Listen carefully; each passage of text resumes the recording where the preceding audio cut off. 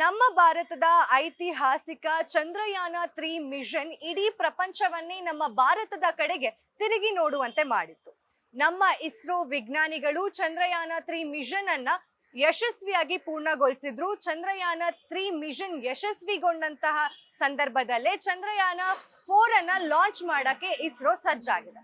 ಚಂದ್ರಯಾನ 4ಗೆ ಸಚಿವ ಸಂಪುಟ ಅನುಮೋದನೆ ಸಹ ನೀಡಿದೆ. ಈಗ ಚಂದ್ರಯಾನ 3 ಹಾಗೂ ಚಂದ್ರಯಾನ 4ಕ್ಕೆ ಇರುವಂತಹ ವ್ಯತ್ಯಾಸ ಏನು? ಚಂದ್ರಯಾನ 4 ಮಿಷನ್ ನ ಸ್ಪೆಷಾಲಿಟಿ ಏನು? ಇದರ ಕಂಪ್ಲೀಟ್ ಮಾಹಿತಿನ ಈ ವಿಡಿಯೋಲಿ ನೋಡ್ಕೊಂಡು ಬರೋಣ ಬನ್ನಿ.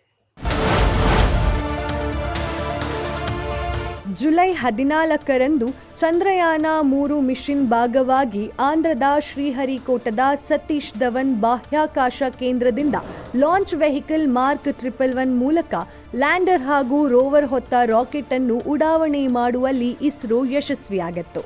ಭೂಮಿಯಿಂದ 3.84 ಲಕ್ಷ ಕಿಲೋಮೀಟರ್ ದೂರದಲ್ಲಿರುವ ಚಂದ್ರನನ್ನು ತಲುಪಲು ವಿಕ್ರಮ್ ಲ್ಯಾಂಡರ್ 45 ದಿನ ತೆಗೆದುಕೊಂಡಿದೆ. ಚಂದ್ರನ ದಕ್ಷಿಣ ಧ್ರುವದಲ್ಲಿ ಲ್ಯಾಂಡರ್ ಇಳಿಸಿದ ವಿಶ್ವದ ಏಕೈಕ ದೇಶ ಎಂಬ ಗೌರವಕ್ಕೂ ಪಾತ್ರವಾಗಿದೆ.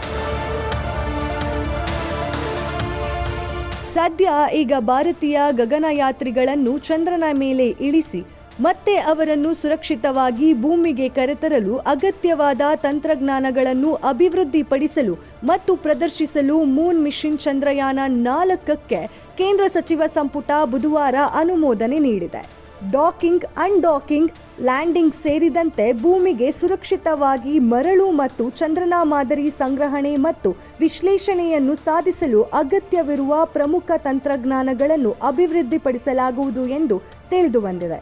ತಂತ್ರಜ್ಞಾನ ಪ್ರದರ್ಶನ ಮಿಷನ್ ಚಂದ್ರಯಾನ 4ಗೆ ಒಟ್ಟು 2,104 ಕೋಟಿ ರೂಪಾಯಿ ಅವಶ್ಯಕತೆ ಇದೆ ಅಂತ ಪ್ರಕಟಣೆ ಮಾಡಿದೆ.